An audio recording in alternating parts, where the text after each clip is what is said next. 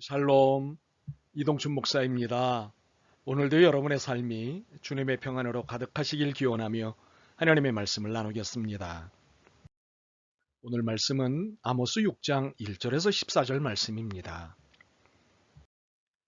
14절만 읽도록 하겠습니다. 만군의 하나님 여호와의 말씀이니라. 이스라엘 족속아, 내가 한 나라를 일으켜 너희를 치리니 그들이 하맛 어귀에서부터 아라바 시내까지 너희를 학대하리라 하셨느니라. 아멘. 아모스 6장 1절에서 14절 말씀을 본문으로 주제 파악도 못하는 지도자들에게 라고 하는 제목의 말씀을 나누겠습니다. 국어시험에 반드시 나오는 문제가 있습니다. 다음 글의 주제는 무엇입니까? 제시된 글이 말하고자 하는 핵심이 무엇인지를 묻는 문제입니다. 이 문제를 맞히면 이것과 연관된 여러 문제는 쉽게 맞힐 수 있습니다. 그래서 주제를 파악하는 일이 필요합니다. 그런데 주제를 파악하라는 말은 또 다른 뜻을 가지고 있습니다. 네 꼬라지를 알라. 점잖은 표현으로는 너 자신을 알라입니다. 그런데 이것은 앞의 설명과는 달리 비아냥이기도 하고 선의이기도 하고 그래서 내놓는 말입니다. 상대방이 자신의 처지나 형편, 입장이나 정보도 모른 채 나댈 때 정신 차리게 할 목적으로 한 방 먹이는 말입니다. 그런데 대부분은 주제 파악이나 하라는 말에 고마워하지 않습니다. 빈정상해하고 화를 내기도 합니다. 내 주제가 어때서? 하며 말입니다. 이렇게 그는 아직 주제 파악을 못하고 있는 것입니다. 그래서 자신이 만들어낸 문제가 뭔지도 모르고 심지어는 그 문제는 영원히 풀지 못한 채 죽을 수도 있습니다. 그런데 그는 이 모든 이유를 탓으로 돌립니다. 그건 너 때문이야. 세상엔 주제 파악을 못하는 지도자들이 제법 됩니다. 지도자가 되려면 최소한 주제 파악은 할 줄 알아야 남을 이끌든 안내하든 함께하든 할 텐데 주제 파악이 안 되니 오도하는 것입니다. 잘못된 길로 이끌어가는 것입니다. 그런데 더 큰 문제는 그것이 오도라는 증거를 갖고 아무리 알려줘도 못 알아듣는다는 것입니다. 심지어는 오도였음을 깨달아도 순순히 시인하지는 않는다는 사실입니다. 절대 그럴 리 없다며 말도 안 된다며 내가 누군데 감히 라며 자신의 잘못을 인정하지 않습니다. 오히려 그런 지적을 해주는 이들을 회방꾼으로 몰고 모독죄로 고발을 합니다. 오늘 우리가 읽고 있는 6장이 바로 이런 지도자들을 보여주고 있습니다. 주제 파악은 못하면서 잘난치 않은 지도자들의 추태를 적나라하게 보여주고 있습니다. 그러고 보니 예나 지금이나 주제 파악 못하는 지도자들은 늘 있나 봅니다. 6장은 다음의 말씀으로 시작됩니다. 화 있을진저 시온에서 교만한 자와 사마리아 산에서 마음이 든든한 자, 곧 백성들의 머리인 지도자들이요. 교만, 마음이 든든함, 이 말의 의미는 무슨 뜻일까요? 자신이 최고로 여기며 만사태평하게 지내는 것을 의미합니다. 지도자들의 일반적인 모습입니다. 만사가 만만하고 만민이 우습고 만국이 가소로 보이는 이들에게 하나님의 첫 말씀이 이것입니다. 화 있을진저. 그리고는 모든 이들을 만만하게 보고 모든 것을 우습게 여기는 그들이 오히려 만만하고 우습다는 것을 보여주십니다.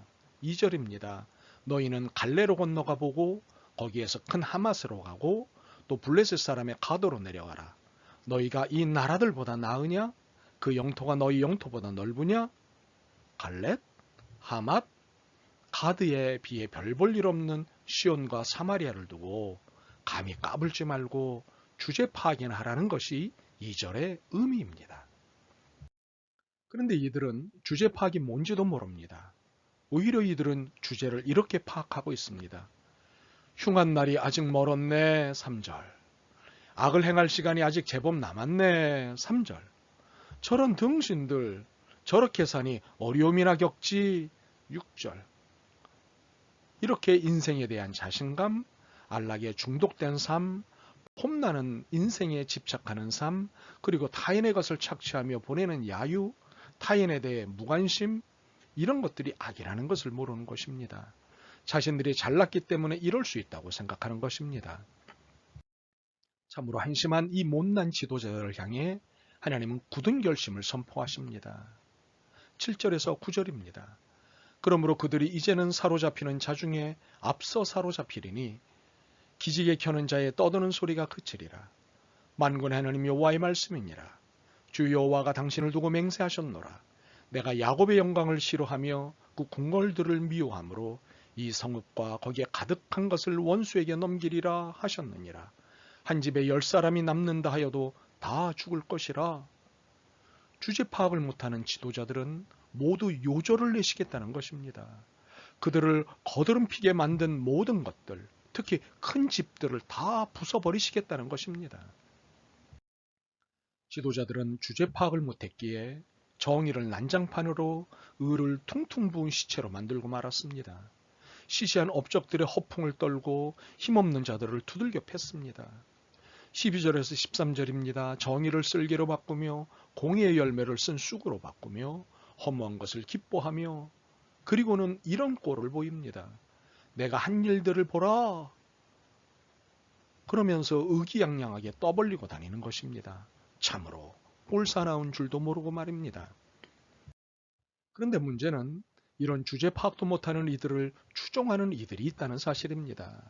1절을 보시면 이스라엘 집이 그들을 따르는도다.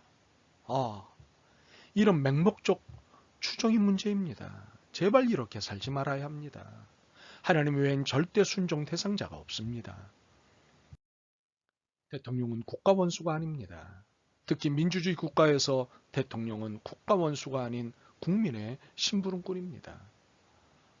결코 국민 위에 군림하는 자가 아닙니다. 만약 대통령이 이런 주제 파악이 안 된 태도를 지닌다면 그는 국민의 원수를 넘어 하나님의 원수가 되는 것입니다.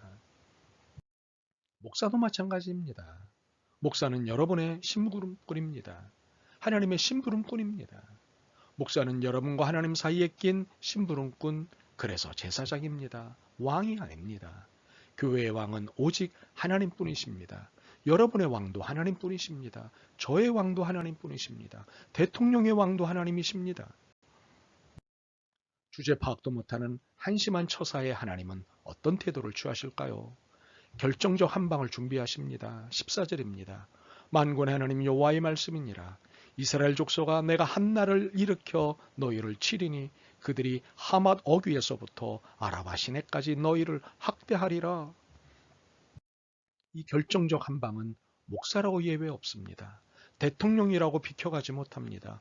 오히려 높은 책임을 진 지도자일수록 그만큼의 센 한방이 준비될 뿐입니다. 주제 파악을 지금이라도 하여 살 것이냐? 여전히 주제 파악을 못한 채로 죽을 것이냐? 이것이 대한민국의 지도자들에게 현재 주어진 문제입니다. 지금 우리의 살고 죽음은 하나님이 바라시는 큰 바다 같은 정의, 강 같은 공평을 이 땅에 그리고 이 땅의 교회에 지도자들이 앞장서서 이루어내느냐에 달려 있습니다. 그러나 지금으로 봐선 하나님의 심판은 일촉즉발입니다. 총각을 다투고 있습니다. 매 시간마다 한 시간만 더 참아보자시는 하나님의 분노의 소리가 보이기 때문입니다. 이제 더 이상 참지 않으실 것 같은 하나님의 진노를 두려워하며 이 시절을 살았으면 좋겠습니다. 아멘. 주님, 저희를 불쌍히 여기시옵소서. 이 땅의 모든 지도자들이 하나님을 두려워하고 하나님의 나라를 위해 갱신될 수 있도록 하옵소서. 진정 하나님의 심판을 두려워하는 지도자들이 되게 하옵소서.